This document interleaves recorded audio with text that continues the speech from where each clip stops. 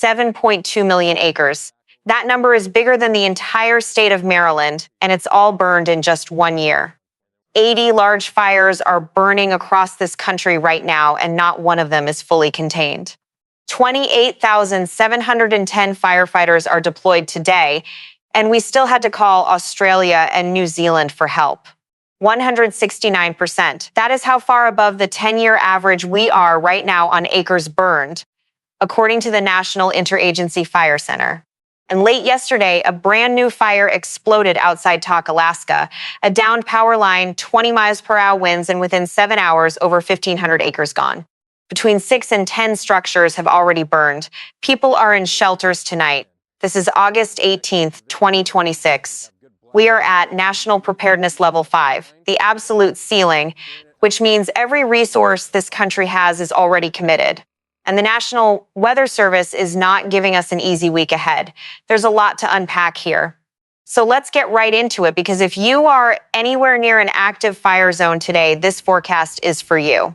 All right, let's start in Alaska, because the Mukluk Fire outside Tok is the fastest moving situation we are tracking right now, and it started less than 24 hours ago. According to the Alaska Division of Forestry and Fire Protection, this fire was reported shortly before noon on August 17th in the backyard of a home along the Alaska Highway near Sundog Trail. By early afternoon, it was 20 acres. By 7 p.m., it had crossed 1,500 acres, and it was still spreading east and northeast toward the Tanana River. The suspected cause, per the Alaska Division of Forestry, is a downed arcing power line near Red Fox Drive. The official investigation is still ongoing, so that is not yet confirmed. What is confirmed? Between 6 and 10 structures have burned. Sustained winds of about 20 miles per hour pushed flames straight through the Sundog and Midnight Sun residential areas. The National Weather Service issued a red flag warning for the upper Tanana Valley, including Tok, citing hot, dry, and windy conditions. That warning was in effect through 7 p.m. GO-level evacuations, that's the highest level, meaning leave immediately, were ordered north of the Alaska Highway between Moosehorn Road and Sundog Trail. 2 official shelters are open and accepting pets: the Tok Dog Mushers Association Hall at 1311 Alaska Highway and Tok School on John Sussmer Drive. The good news from Alaska: rain was reported over the fire area late last night, which helped slow fire behavior, but suppression crews worked through the night and the situation is still active. Do not fly drones anywhere near Tok. A single drone in the airspace grounds every helicopter working that fire, and those helicopters are dropping water buckets on active structures right now. A temporary flight restriction has been requested for the area. Both the Alaska Highway and the Glen Highway were still open as of last night. Check Alaska 5111 for current status. Burned and weakened trees are still falling. Ash pits remain hazardous. Even if roads are open, stay out of the fire area until officials give an all clear. All right, let's move to the lower 48. And y'all, this fire map is something I have genuinely never seen before. Let's go region by region. The Northwest is the most active geographic area in the country right now, with 37 uncontained large fires across Oregon and Washington, according to the National Interagency Coordination Center. In Washington, the Little Giant Fire on Okanogan-Wenatchee National Forest, 30 miles northwest of Leavenworth, has burned 132,990 acres. That fire is only 10% contained. Active fire behavior including flanking, backing, and group torching. Numerous structures and critical infrastructure are threatened, with evacuations in effect. The Three Queens Fire, 6 miles east of Snoqualmie Pass, right alongside the I-90 corridor, is at 3,600 acres and only 2% contained, with evacuations in effect. The Sinlahican Fire near Tonasket in Okanogan County, 152,000 acres, 44% contained, and that one has already cost $54 million. The Border 2 Fire in North Cascades National Park, 36 miles northeast of Marble Mount, 14,600 acres, 10% contained, area and road closures in effect. Also in Washington, the Grand Park 2 Fire inside Mount Rainier National Park, 167 acres, 57% contained. That one is trending in the right direction. Now let's cross into Oregon, where the numbers are staggering. The Big Grass Fire in the Vail District, 25 miles southwest of Jordan Valley, has burned 578,000 acres.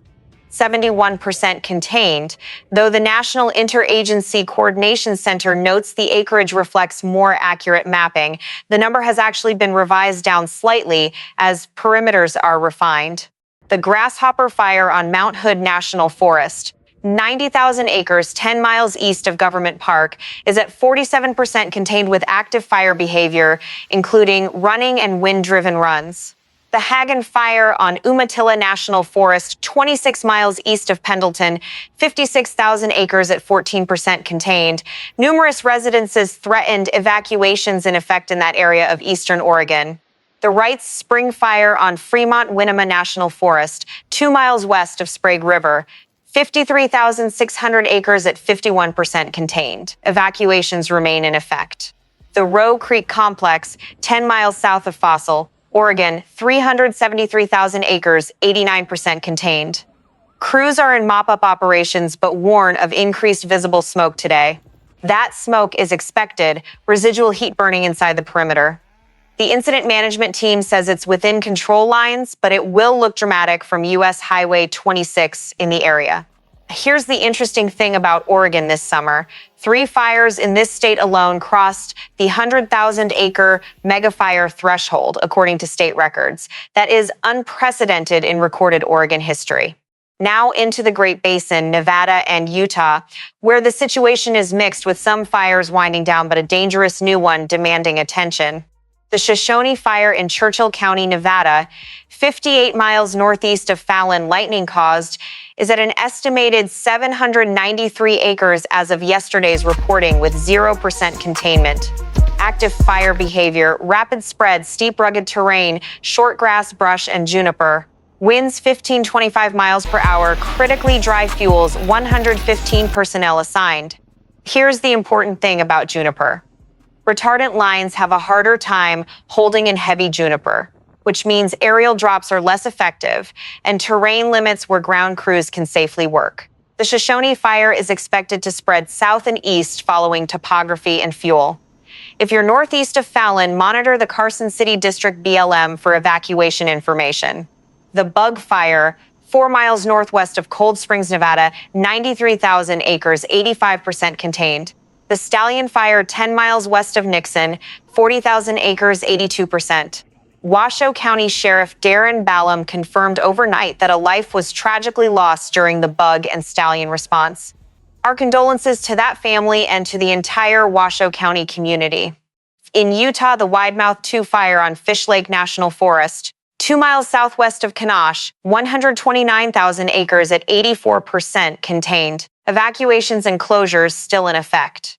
The Black Canyon Fire on Manti La Salle National Forest, 29 miles southwest of Price, 3,500 acres at only 36% contained with active flanking and isolated torching. Residences and energy infrastructure are threatened at Black Canyon. Evacuations and area closures are in effect.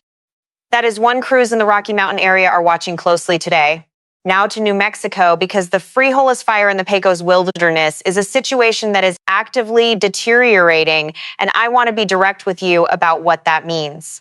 As of August 17th, this fire on Santa Fe National Forest, 3 miles east of Condillo, has burned 11,325 acres. Containment has dropped from 12% to 9%. When containment goes backward, that means fire is outpacing the control lines, crews are building, winds and terrain are winning right now. The official fire behavior description from the incident management team is extreme: running, crowning, and long-range spotting. I want to explain each of those terms. Running means the fire front is actively moving fast. Crowning means it's burning through the tops of trees, not just the ground. That is the most dangerous and hardest to stop fire behavior there is.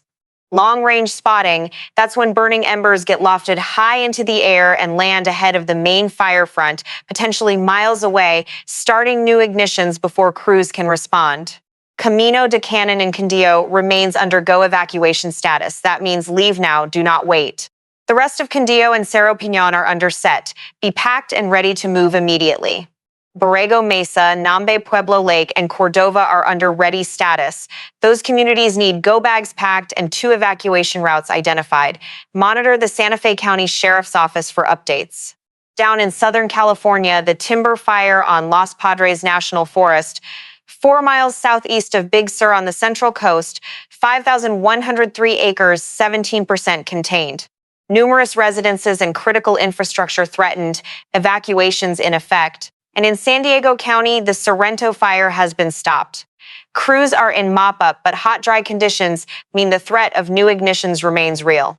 Over in the northern Rockies, Montana and Idaho, 12 uncontained large fires. The Sand Creek Fire on Beaverhead Deer Lodge National Forest, 5 miles east of Wisdom, Montana, 31,600 acres. Sand Creek is only 1% contained. Numerous structures and communication infrastructure are threatened, with evacuations in effect. Crews are working in very remote, difficult terrain. The Moose Fire, 24 miles southwest of Phillipsburg, Montana, 5,600 acres, 0% contained. Evacuations in effect. Rain fell on several northern Rockies fires overnight. Modest but welcome help. Colorado, the Aspen Acres Fire in Custer County, 102,000 acres at 72% contained, has already destroyed 915 structures and cost $101 million. And in Minnesota, the Bear Trap Fire on Superior National Forest, 20 miles north of Ely, 30,000 acres at 45% contained with a cost to date of $40 million. Once again, 80 large fires, 28,710 personnel, 7.2 million acres, National Preparedness Level 5. That is where we stand at 8 a.m. today. Now let's talk about the weather pattern that is driving all of this and what NWS is actually telling us for the next 1 to 2 days, because the setup is not simple. According to the NWS Weather Prediction Center's short-range forecast discussion, issued Monday at 3:04 p.m., a lengthy cold front is stretching from the southern high plains all the way to New England. That front is triggering scattered thunderstorms along and ahead of it today, and WPC has a slight risk for excessive rainfall across parts of the Ohio Valley and Central Appalachians. Here's the fire weather implication of those storms. Any lightning that gets ahead of the rain, what we call dry lightning, is a direct ignition risk for new wildfires, especially in the interior West. Across the southern tier, the picture is very different. WPC's forecast discussion is clear. Dangerous heat persists across the south and southeast and is building into the southwest early this week. Extreme heat warnings are in effect from the Dallas and Fort Worth metro area and the Oklahoma City metro area, stretching east to the southeast coast. That's directly from the WPC discussion. WPC notes overnight lows will be so warm, low 80s in some places, that combined with high dew points, there will be little to no overnight recovery from daytime heat. That is dangerous. For fire weather specifically, minimum relative humidity values in the mid-teens to mid-20s are forecast for much of Texas and southern Oklahoma that is in the critical fire weather range. We already have the Burnt Canyon Fire 12 miles northwest of Moreland, Oklahoma, 3,300 acres, 40% contained. Any new ignition today in that environment can grow fast. In the Northwest, the IMSR fire weather discussion notes subtle warming is expected, especially across the Pacific Northwest. That is not what fire crews need on top of everything already burning. A weak upper-level disturbance is also forecast to track through Northern California this afternoon, bringing gusty winds and low relative humidity to Northeast California, Northern Nevada, and Southeast Oregon. That corridor lines up with active fire country. The same disturbance could trigger thunderstorms over eastern Idaho into western Montana this afternoon, and in dry fuels, lightning matters more than rain. On the positive side for Hawaii, the NWS Weather Prediction Center confirms Tropical Storm Lala is moving away from the islands, with impacts diminishing and a more normal trade wind pattern taking over. All right, here's where it gets critical, the 5-day outlook. And I want to be transparent with you about exactly what the official NWS guidance says and where the uncertainty lives. The NWS Weather Prediction Center's extended forecast discussion, issued Monday at 1:49 p.m. Eastern, describes the large-scale pattern through August 24th, and it matters for fire country. According to that discussion, a strong upper-level high will be positioned over the Four Corners states late this week, with ridging expanding north through the Intermountain West. Plain language, a dome of high pressure is parked over the southwest, and it is routing the ridge of warm, dry air north, right through Nevada, Utah, Oregon, Washington, and Idaho. That dome of high pressure is what keeps fire weather dangerous. It suppresses storms, dries out fuels, and produces the same conditions that have allowed these fires to grow for weeks.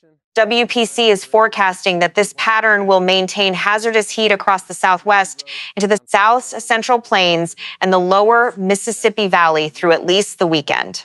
Now, here is the most important uncertainty that WPC flags, and this is their language, not my interpretation. Another emerging source of uncertainty is the progression of the Eastern Pacific closed low and trough. WPC says most guidance supports a round of mid-level energy ejecting into the Pacific Northwest by the weekend, likely peaking on Saturday. But they are explicit. Differences in timing and amplitude persist. Let me put that in plain language. Most computer models agree that some energy will arrive in the Pacific Northwest by this weekend, but they do not agree on how strong it will be or exactly when. WPC also forecasts that monsoonal moisture will continue spreading north through the Intermountain West by Friday and into the weekend, which could bring some shower chances to fire areas. But WPC is careful to note that localized flash flooding is possible, especially over burn scars, slot canyons, and urban areas, because a burn scar cannot absorb rain the way healthy soil can. So here's the honest range of outcomes for the Northwest over the next 5 days, based strictly on what NWS is telling us, not speculation. More likely outcome. The high-pressure ridge holds through Thursday or Friday. Fire weather remains elevated across Oregon, Washington, and the Great Basin, with no significant precipitation relief before the weekend. Then, by Saturday, that shortwave arrives in the Pacific Northwest. If it performs as most models suggest, it could bring some cooler temperatures and limited moisture to fire areas, not a season ender, but a brief moderation. Less favorable outcome. The shortwave is weaker or faster than expected. It delivers little moisture and more wind than rain. WPC explicitly says timing and amplitude differences have not resolved yet. I want to be clear about what I am not saying. NWS is not forecasting a catastrophic wind event this week. Any reference to specific wind speeds or dramatic fire behavior scenarios beyond what NIFC has documented would be speculation. What NWS is saying, heat persists, the pattern remains unfavorable for fire through much of the week, and a weekend shortwave may bring some relief, but uncertainty is high on the details. For the eastern U.S., WPC's extended discussion shows troughing gradually deepening, which will lessen heat concerns across the southeast late week and bring rounds of thunderstorms to the eastern seaboard. The Saturday Pacific Northwest shortwave signal continues to appear in forecast models over the next 48 hours. We will have a detailed update on whether it is strengthening or weakening. Now, let me give you a broader picture of why this fire season is at the scale it is, because the numbers deserve some context beyond just the day-to-day updates. According to NIFC year-to-date statistics, in 2026, we have had 48,960 wildfires through August 17th. In 2025, by the same date, 43,989 fires. But look at the acres. 2026 has burned 7.27 million acres by mid-August. In 2025, it was 3.77 million. In 2023, it was 1.7 million. This is a sharp jump. The 10-year average from 2016 to 2025 is 4.3 million acres through August 17th. We are at 169% of that average right now, almost double. The resource picture explains why international help was needed. According to the IMSAR, 3 15-member incident management teams and 196 fireline personnel from Australia and New Zealand are assigned. A large air tanker and a lead plane from Manitoba, Canada, have been deployed to Boise, Idaho. 2 military C-130 air tankers are staged at Klamath Falls, Oregon, and 2 more at Redding, California. 240 soldiers from the 1st Battalion, 23rd Infantry Regiment, 7th Infantry Division out of Joint Base Lewis McChord are deployed supporting the Modrite Fire in Washington. When soldiers are cutting fireline, it tells you something about where we are in terms of civilian resource availability. The system is fully committed at National Preparedness Level 5. The Forest Service can field over 400 aircraft nationally. Air tankers, helicopters, water scoopers, including 29 large and very large air tankers, and right now the Northwest is absorbing a significant share of that fleet. The practical consequence, when a new fire starts today somewhere in Oregon or Washington, the initial attack resources available to stop it before it grows may be more limited than in a normal year. The NIFC makes this point directly. Early suppression of new starts remains a vital objective. The vast majority of wildfires are stopped within 24 hours when enough resources can reach them fast enough. When resources are already at maximum commitment on 80 large fires, that initial attack window gets harder to hit. That is why every new ignition today matters more than it would in a quieter season. All right, let me close with what you actually need to know and do based on where you are, as specifically as I can give you from official sources. If you are in Tok, Alaska and in the GO evacuation zone, follow every instruction from Alaska State Troopers and the Alaska Division of Forestry. Do not return until you receive an official all clear. For the latest official Mukluk Fire updates, Alaska Wildland Fire information at acfireinfo.com and the Alaska Division of Forestry and Fire Protection are your primary sources. If you are in Washington State, near the Little Giant, Three Queens, or Border 2 fires, or near the Sinlahican in Okanogan County, monitor your county sheriff's office for evacuation order changes. In eastern Oregon, Hagen, Wright Spring, Grasshopper, check the Umatilla County and Lake County sheriff's offices. In southern Oregon near Timber on the Central Coast, check Monterey County. For New Mexico's Frijoles Fire, Camino de Cannon and Condillo is go, get out. Check Santa Fe County Sheriff for any changes. Monitor inciweb.wildfire.gov for the official perimeter and resource updates. Know your evacuation level and what it means. Go, leave immediately, no delays. Set be packed, know your route, be ready to leave on a moment's notice. Ready, monitor conditions, prepare now. For real-time fire information anywhere in the country, inciweb.wildfire.gov is the nationally authoritative source managed by federal agencies. For local warnings, weather.gov has your nearest NWS office. For fire weather watches and red flag warnings specific to your area, go to weather.gov and enter your location. Red flag warnings are the official signal that critical fire weather conditions are imminent or occurring. 2 practical things every person in fire country should do today. Identify 2 evacuation routes from your home in opposite directions and make sure your go bag has your documents and medications ready to grab.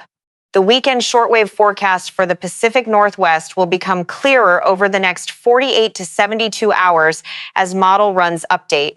We will have a dedicated update if the signal strengthens. The bottom line from official sources: National Preparedness Level 5, 7.2 million acres, 80 uncontained fires, and the pattern does not offer significant relief for most of the West this week. That is the honest picture from NIFC, NWS, and the incident management teams on the ground. I am not going to give you a more dramatic version than what those agencies are actually saying. If this forecast was useful to you, please hit like and subscribe and turn on notifications, because with conditions this active, there could be breaking updates at any time and you want to see them. I'll see you in the next one. Stay informed, follow official instructions, and stay safe out there.